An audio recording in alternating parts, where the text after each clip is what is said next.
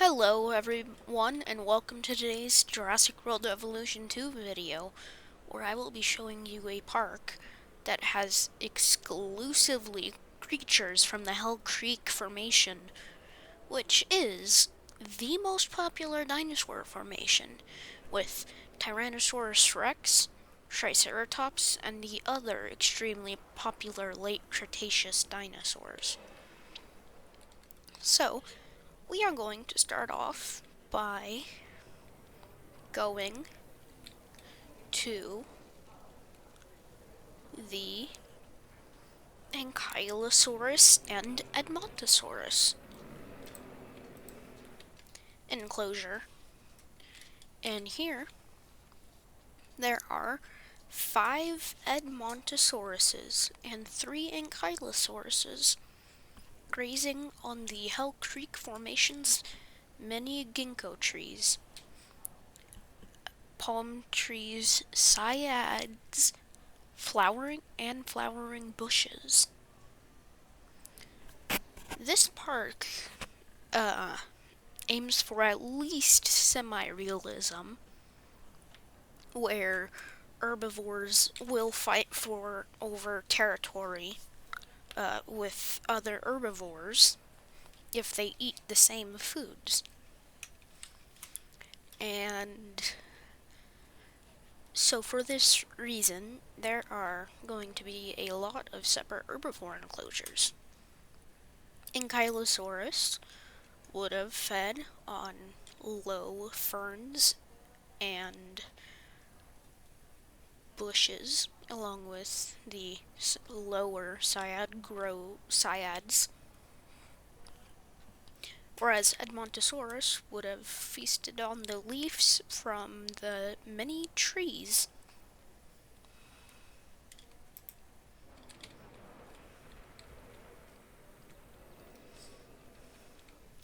Now, onto the Triceratops and Torosaurus enclosure.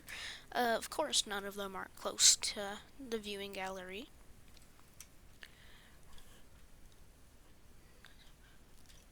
So, this enclosure, as you can see, well, kind of see, contains 2 of the mightiest ceratopsians, Torosaurus and Triceratops. While typically they would fight over territory, the Jurassic World employees have raised them together,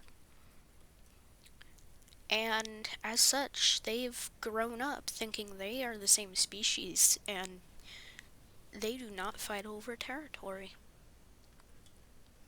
The Torosaurus has one of the largest heads in the animal kingdom that, other than aquatics such as whales, is only beaten by Pentaceratops and Titanoceratops, which is controversially the same thing as a Pentaceratops. There's the Torosaurus.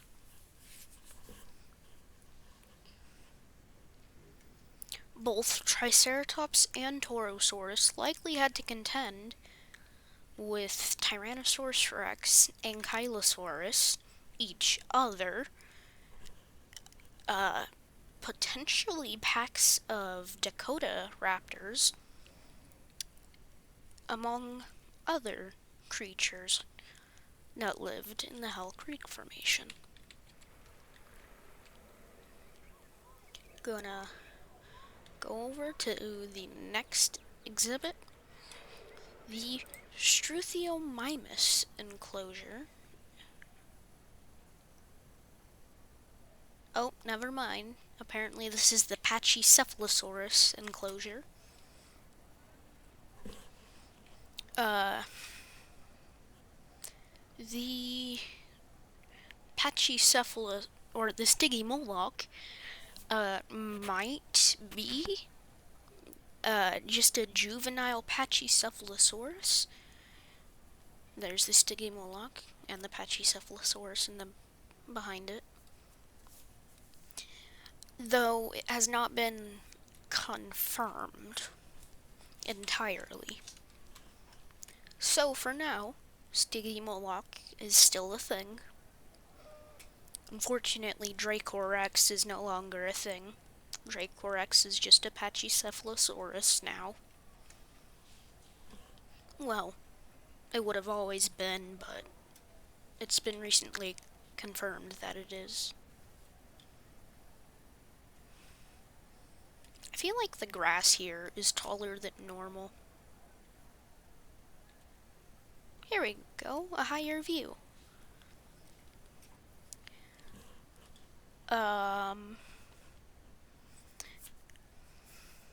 They are particularly good at ramming into predators,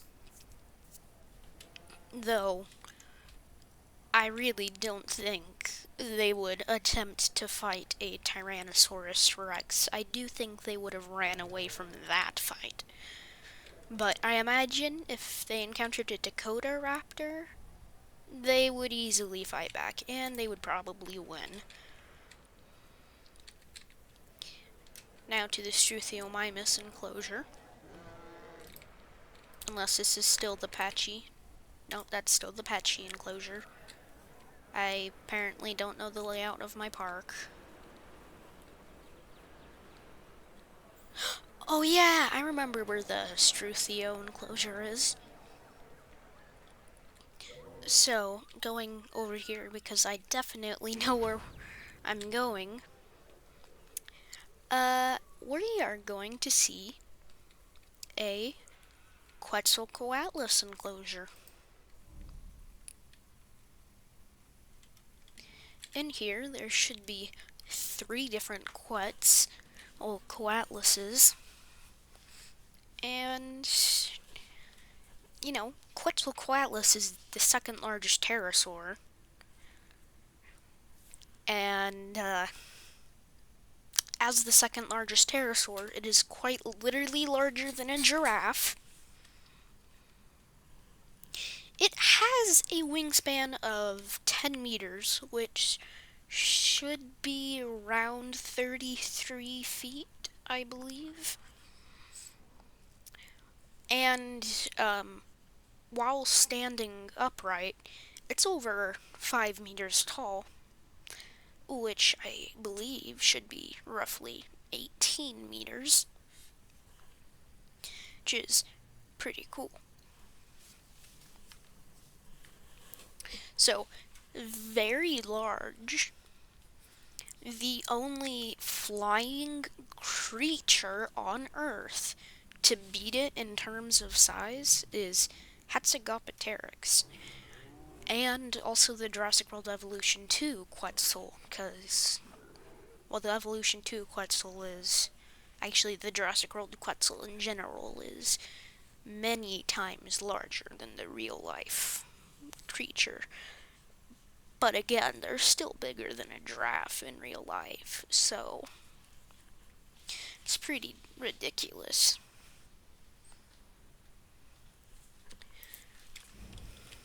Oh, that's not the button I meant to press. So over here, we have the Struthiomimus enclosure. So, Struthiomimus, you know, is a Struthiomimus. It's a fast, feathered dinosaur. Capable of outrunning, you know, most things, most likely. I imagine they are pretty darn fast.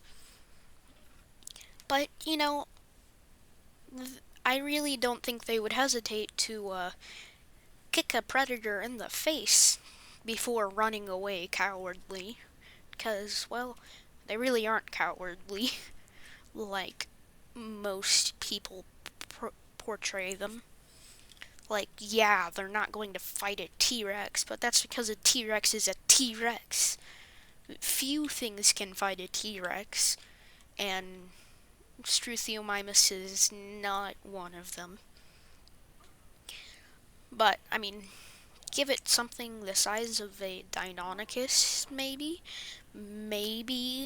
a Utah, no, not a Utah raptor, but something like around the size of a Deinonychus, I don't think they'll have much problem kicking it in the face.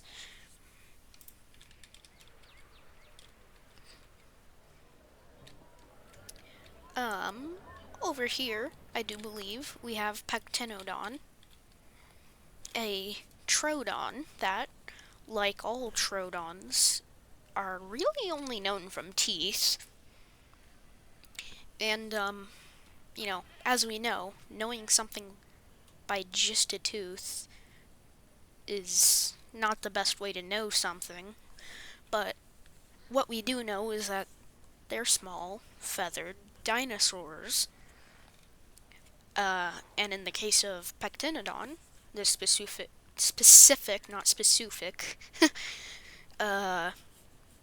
troodon lives in the Hell Creek Formation. The reason why it's in this park.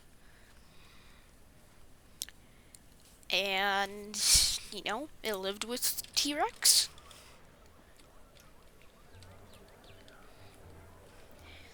So this is the Montana section of Hell Creek. Now, many of these creatures are from more states than just Montana. Most of them are from South Dakota, North Dakota, and Montana. But there are a couple things that are only known from the Dakotas. So I'm just going to enable the monorail since I deactivate the monorails so that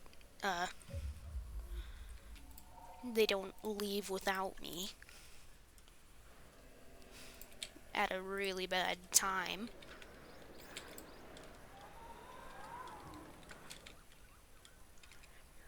So, once we finally leave, we can get even more views of our lovely Hell Creek dinosaurs.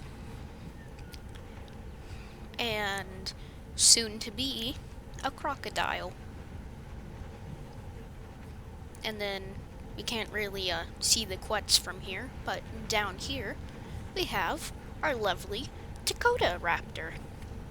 Dakota raptor.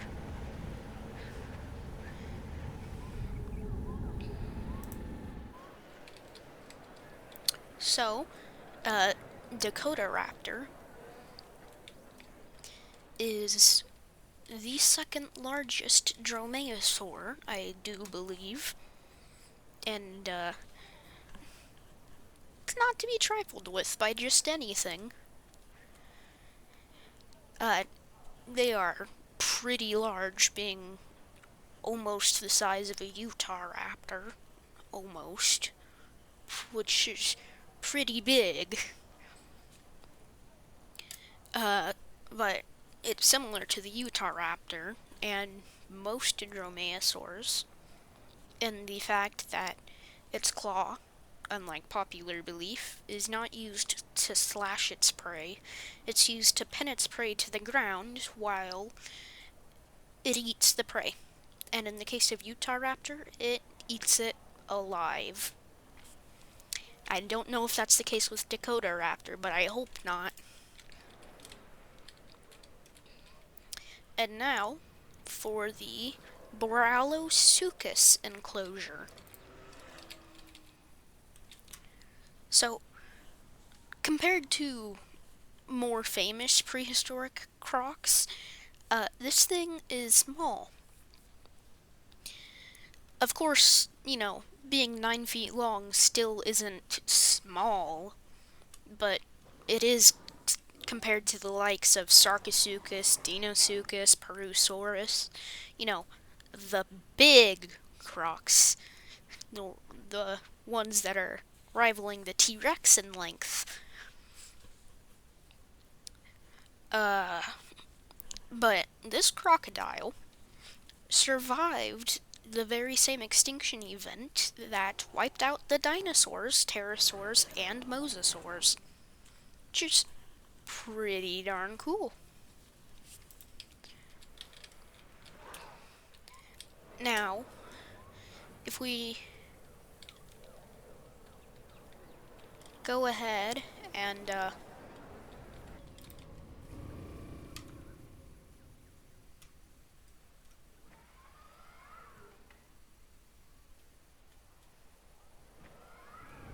here we go.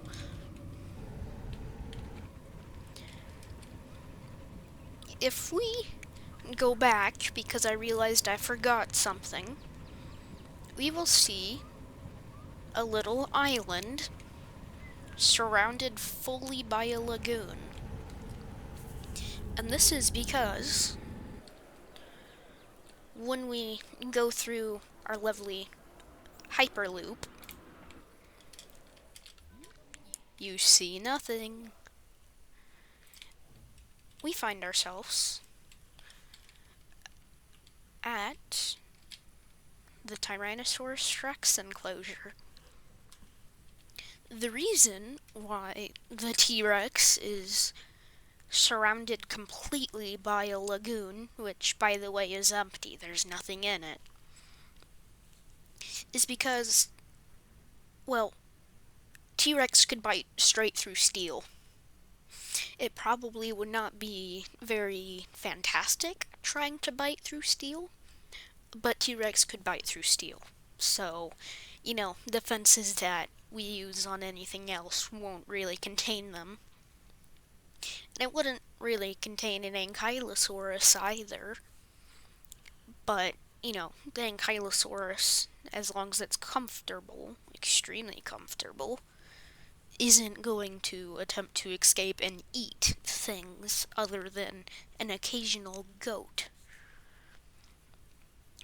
which is the option for carnivores in this game, unless you completely ignore what Jurassic Park taught us and make T-Rex not able to hunt. But T-Rex, you know, it's a T-Rex.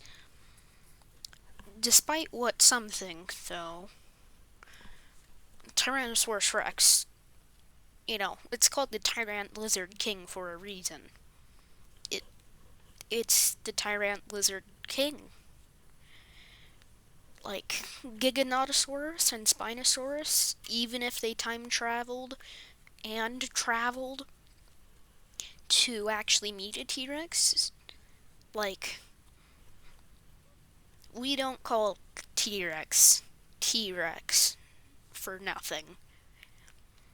Like, some people think that Spinosaurus or the Giganotosaurus would beat a T-Rex, but the T-Rex is the true king of carnivorous dinosaurs.